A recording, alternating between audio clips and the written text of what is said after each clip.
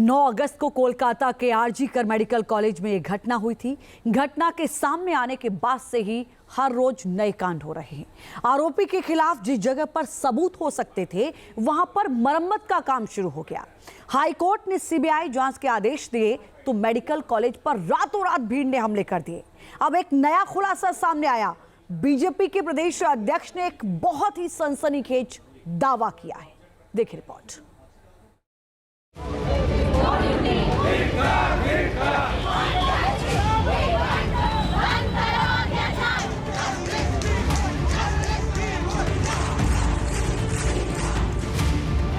अस्पताल के भीतर तांडव।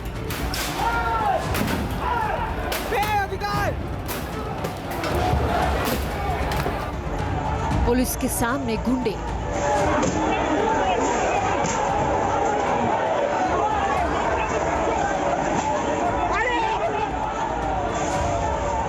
अस्पताल में प्रदर्शन कर रहे डॉक्टर्स को खुलेआम धमकाते रहे और कोलकाता पुलिस बेबस होकर सब कुछ देखती रही।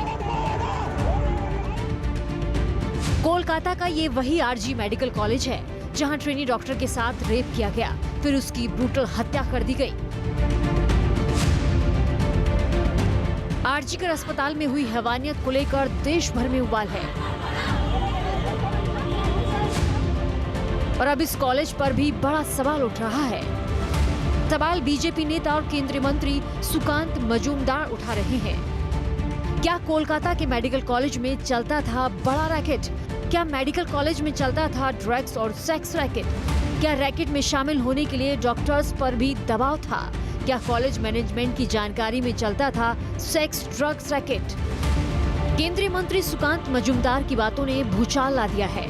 सवाल यह है कि जिस कॉलेज पर जिम्मेदारी थी काबिल डॉक्टर बनाने की, उस कॉलेज में कुछ बड़ा खेल हो रहा था। बीजेपी नेता सुकांत मजूमदार ये दावा उन्हें मिली कुछ व्हाट्सएप चैट के आधार पर कर रहे हैं। जो पीजी डॉक्टर्स के इंटर्न्स के जो टीम है उसमें उनके जो व्हाट्सएप ग्रुप्स है उसमें बहुत ऐसे विषय आए हैं जिसका कुछ स्क्रीनशॉट हमारे पास भी पहुंचा है, जिसमें ड्रग्स रैकेट, सेक्स रैकेट या सेक्स एक्सप्लॉयटेशन ऐसी बहुत सारी चीजें आ रही हैं। एक टीएमसी एमपी उनके भतीजे की भी नाम बार बार आ रहे हैं।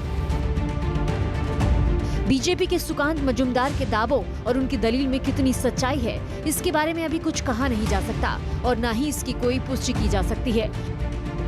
लेकिन जिस दरिंदगी से ट्रेनी डॉक्टर से हैवानियत की गई और जिस तरीके से सबूतों के साथ छेड़छाड़ की कोशिश की जा रही है, उससे सवाल तो उठ ही रहे हैं। टीएमसी के इतने महिला सांसद होने के बाद, इतनी बड़ी घटना घट जाने के बाद एक भी महिला सांसद ने ज्यादा कुछ नहीं बोला, ज्यादा कुछ बोले ही नहीं। यहाँ तक कि टीएमसी के एक सांसद 3 विधायक, 2 सांसद, टीएमसी के 2 सांसद 3 विधायक उसी मेडिकल कॉलेज से पढ़े हुए हैं, आरजी कर मेडिकल कॉलेज से पढ़े हुए हैं, लेकिन उनका भी मुंह में कोई प्लास्टर लगा दिया, किन्होंने सेलोटेप लगा दिया किसी ने, यानी दाल में कुछ काला है। तो सवाल यही है कि क्या अब जांच एजेंसियां सुकांत मजूमदार ने जो दावा किया है उसकी भी जांच करेंगी?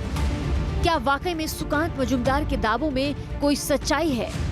फिलहाल कोलकाता पुलिस की जांच तो पहले से ही सवालों के घेरे में है। घटनास्थल को सील क्यों नहीं किया गया? दूसरे कमरे में कंस्ट्रक्शन का काम क्यों शुरू किया गया? भ्रष्टाचार के आरोपी प्रिंसिपल पर सरकार मेहरबान क्यों? पुलिस ने पहले सुसाइड बताकर मामले में पल्ला झाड़ने की कोशिश क्यों की? सीबीआई को जांच सौंपने में देरी क्यों हुई? ये वो सवाल हैं जिनका जवाब ना ही पश्चिम बंगाल की सरकार और ना ही कोलकाता पुलिस के पास है। भले ही संजय रॉय को गिरफ्तार किया गया है, लेकिन अभी भी बाकी आरोपी कहाँ हैं? क्योंकि जिस तरह की पोस्टमार्टम रिपोर्ट आई है उससे इस आशंका को और भी बल मिल रहा है कि लड़की के साथ गैंगरेप हुआ होगा। पोस्टमार्टम रिपोर्ट में 1 से ज्यादा बार यौन उत्पीड़न की संभावना जताई गई है, यानी इस वारदात में 1 से ज्यादा लोग शामिल हो सकते हैं। इतनी ज्यादा क्रूरता होना 1 से ज्यादा लोगों के मौजूद होने के संकेत है। एबनॉर्मल सेक्सुअलिटी और टॉर्चर से प्राइवेट पार्ट्स पर गहरे घाव मिले हैं, यानी वारदात में 1 से ज्यादा लोगों के होने से इनकार नहीं किया जा सकता। ट्रेनी डॉक्टर की हत्या के दौरान लगी चोटें मौत से पहले की है, यानी हत्या से पहले उसके साथ रेप या गैंगरेप किया गया। कोलकाता के आरजीकर मेडिकल कॉलेज में ट्रेनी डॉक्टर के साथ हुए बलात्कार और हत्या के मामले में कोलकाता पुलिस की थ्योरी थी कि इस पूरी वारदात को अकेले संजय राय ने ही अंजाम दिया है, लेकिन पोस्टमार्टम रिपोर्ट के बाद कोलकाता पुलिस की थ्योरी सवालों के घेरे में आ गई है। 4 पेज की पोस्टमार्टम रिपोर्ट बताती है कि पीड़िता के साथ बर्बरता की गई। पीड़िता के प्राइवेट पार्ट पर गहरे चोट के निशान थे। उसके नाक, मुंह और गले को ज़ोर से दबाया गया। थायराइड का उसका जो कार्टिलेज है उसके टूटने से जो पीड़िता है उसकी मौत हो गई। पोस्टमार्टम रिपोर्ट ये भी बताती है कि उसका सिर दीवार से सटा दिया गया था। उसके बाएं पैर, होठ, मुंह, चेहरे और पेट पर गंभीर चोटों के निशान हैं। उसके चेहरे पर इतनी ज़ोर से वार किया गया कि उसका चश्मा टूट गया और कांच के टुकड़े आंखों में घुस गए। कोलकाता पुलिस के इस ढीले रवैये और बढ़ते जन आक्रोश को देखते हुए मामले की जांच सीबीआई कर रही है। सीबीआई ने आरजीकर मेडिकल कॉलेज के 5 डॉक्टरों को तलब किया, मेडिकल कॉलेज के छात्रों से पूछताछ की, 3 फॉरेंसिक डॉक्टर से भी जानकारी ली, पीड़ित परिवार से भी मुलाकात कर उनके बयान दर्ज किए। सीबीआई अब कांड की परत दर परत उधेड़ने में जुटी हुई है, जिससे सूबे में हड़कंप मचा हुआ है। कोलकाता के निर्भया कांड में 1 से अधिक लोगों के शामिल होने का शक सीबीआई को नहीं बल्कि कलकत्ता हाईकोर्ट को भी है। इसलिए कोलकाता हाईकोर्ट ने सीबीआई को निर्देश दिया है कि जांच आरोपी की गतिविधियों पर भी केंद्रित हो, आरोपी के फोन रिकॉर्ड की जांच करे, टावर लोकेशन डेटा की भी इंक्वायरी करे।